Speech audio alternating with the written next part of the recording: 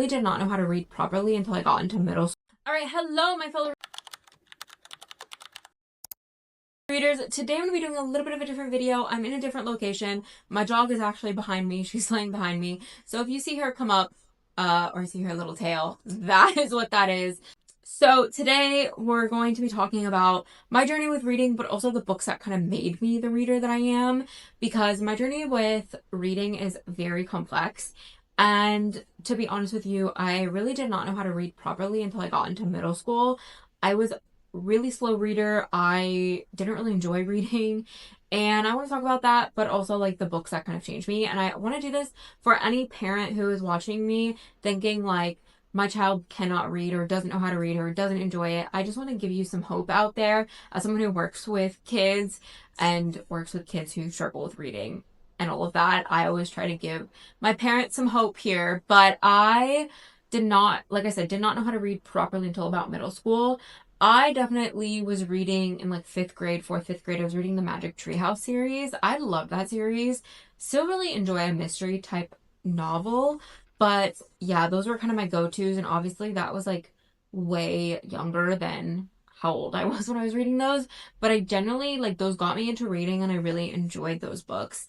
Then kind of fast forward to middle school, the book that made me, we read it in sixth grade. It was a required reading. This book literally made me as a reader. This book I read overnight. This was like the first book I like stayed up late reading, and that was The Giver.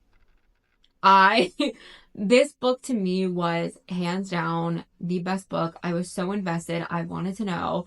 I went on to get a political science degree. That is what my undergrad degree is in. And I can understand why after reading that. Like, I can see the connection there. But I did kind of later down the line when I was in college read through the rest of the series, which is also amazing. I'm not sure how many people actually know that The Giver is part of a series because it's the first in a series. I really do think if you love The Giver, you should go back and read all of those because it does give you a better insight of the world and like what society looks like. But to me, that just changed my whole outlook on reading.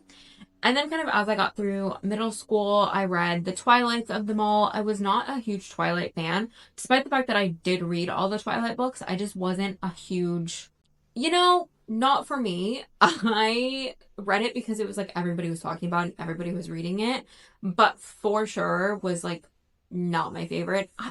Looking back, I'm not really a big like werewolf vampire reader. I don't read a ton of fantasy. I read a ton of dystopian back then, and even I've kind of come off of dystopian a little bit, but I am getting back into it. But when I got into high school, this is kind of when the Divergence, the Hunger Games all came out. I, funny enough, loved the Divergent series more than the Hunger Games series, but now it's like definitely flipped in that I love the Hunger Games a lot more than I like the Divergent series. The other books that I started to get into were romance novels, and those really included a lot of Sarah Dessen's books. I still to this day love Along for the Ride.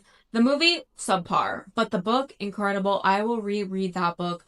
I at least reread it once a year, I swear. But I have the original covers of that book. I love all of Sarah Dessen's book. I am so excited for her new release because even though it's YA and I don't read a lot of YA romance, I want it in my hands the minute it comes out May 5th.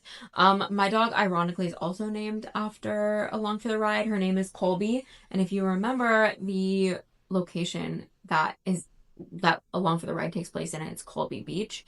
So yeah, that's her name. Her name is Colby. You can see her little like body here, but yeah, those books were everything. I will say most of my friends really liked the Summer I Turned Pretty series, and I do have the original covers of those. But I was not as big of a fan of those. Looking back, I think it's because Sarah Dessen's books, her lead female characters were always very mature, very much older than what they were, like the old souls. And Jenny Han, as much as I love her and I love the Summer I Turned Pretty series, her characters are kind of the opposite. They were very immature. They were doing like typical kid stuff or like typical teenage stuff. And that was just not me. I was very much the old soul. I hate to use that term, but I was dealing with a lot of chronic health stuff, and so I think I was just a lot more mature. So her books didn't really speak to me. Like even P.S. I Love You, I didn't love. Like I read those books, but I didn't love them. But Sarah Dessen, Give Me Everything by her. Like I would have read it. Then we kind of get to college years. So that was like kind of middle school and high school kind of squished together. But then we get to college. And really, actually, let me back up a second. When I was a senior in high school, I was reading like, I had come out a few years prior. And so I was literally reading, I would say, probably the most historical types of queer books and really trying to understand queer history. And I was reading Along for the Ride. Oh my gosh. And The Band Plays On, The Mayor on Castro Street. Uh, Very intense reads for how old I was, but I really truly enjoyed them. I, probably was an interesting choice for a senior in high school. And I remember sitting in my British lit class. We had like a half an hour of reading time in our class, and we could read whatever we wanted. And I was like reading and The Band Plays On. And that was like an 800-page book. I still think to this day that was probably the longest book I've ever read, to be honest with you. But although that might change because I want to read The Will of the Many, so that might change. But yeah, I that was an interesting period of time for sure. I still like a good queer historical novel. However, I'm a lot more cautious about what those are because I tend to get a lot of anxiety around the 80s and the AIDS crisis, so I have to be rather mindful about what I'm reading or when I'm reading it and all that kind of stuff. So, anyway, I then got to college, and I feel like because I was a political science major and like reading was kind of what I had to do, I stepped away from kind of more like dystopian and more intense books. I was reading mostly romance books. I was reading like the Tessa Baileys, the Emily Henrys of them all. Although Emily Henry was a little bit later, started coming out a little bit later, but I definitely was more into romance books, and that was fine. I was reading a lot of queer YA books because queer YA books really did not start making headway in like the YA space until I was in college. I would say there was a few when I was in high school, but very, very limited.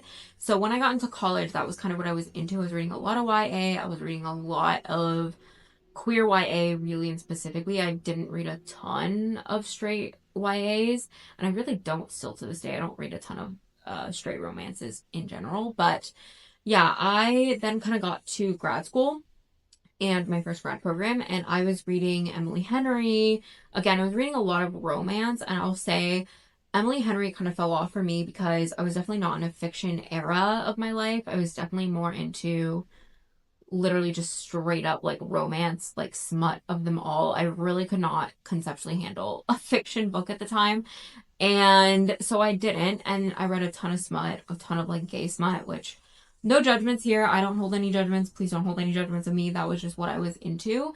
And then I got into my second master's degree, which is my MFA in screenwriting and production.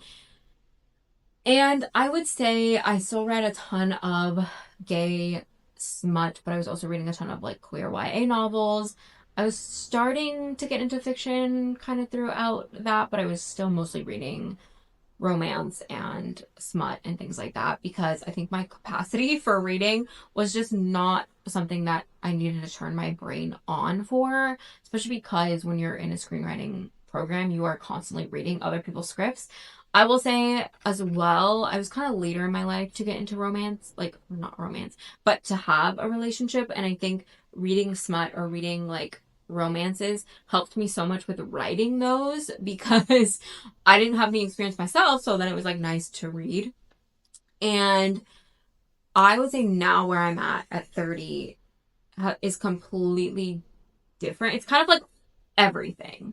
So like every era that I just went through between the mystery of like the Magic Tree House, the dystopians of The Giver and The Hunger Games and Divergent, and then kind of getting into queer literary fiction and queer YA and queer romance novels, and then reading smut are kind of I read all of them now. Like, I'm in a space of my life where I work and I don't have school, so I'm not having to read for school, which for the first time in my life is so interesting. And I'm still kind of struggling with that fact a little bit. But I think because of that, I have more capacity to read the dystopians, read the literary fictions, read, all the more intense kind of topics. Like, I'm not a huge fan of like historical fiction at this point. I do read it, but not a ton.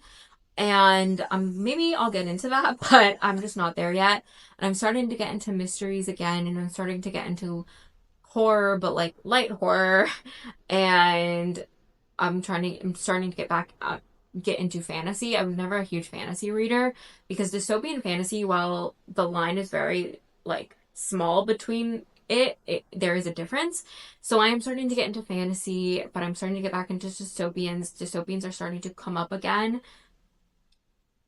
I'm gonna assume it's probably because of the government, because they were really popular back when the government was like going through the Tea Party and like the 2008 financial crisis. We also see a lot of vampire things come out after financial crises, but we are starting to get more of them, I think, just because of the political climate we're in. But because of that, I'm starting to get more into them because they're more available. And I'd say there's more like adult dystopians now. Definitely leave me in the comments like more dystopians that are adult. But I want to get into the Conform and Beneath series. But, with all of that being said, I do just like a variety of books now. And I think that has been super different in comparison to my other reading eras. Like, I was kind of always into just one thing, and now I'm into everything and I read kind of anything and everything. Doesn't necessarily mean that every book is a win, because definitely not, but I definitely still enjoy romance over anything else. But I love a literary fiction with a messy family and family chaos, as I like to call it. I love that, but it's definitely, that's kind of top comparative to romance now, just because I prefer reading about family dynamics. And I think that's just maybe because of where my screenwriting is right now. It's more into family dramas and family dysfunction, that I think that helps. I think reading what I'm also writing helps a lot to build out stories and build out characters and things like that. But yeah, I do. And I also love a good like polyamorous story. I love anything that like defies like societal expectations, really. But that's a different conversation for a different day, guys. But I think that is just giving some of you parents that maybe have kids that struggle with reading maybe some hope, but also maybe just getting to know me and my reading preferences a little bit better, and maybe knowing where I came from, knowing what I used to read. Maybe that will help. And yeah, that is it for this video, because I just could continue to talk about this all day long, and I'm not going to bore you with those conversations. But yeah, I will see you guys next time. Make sure to like, comment, and subscribe.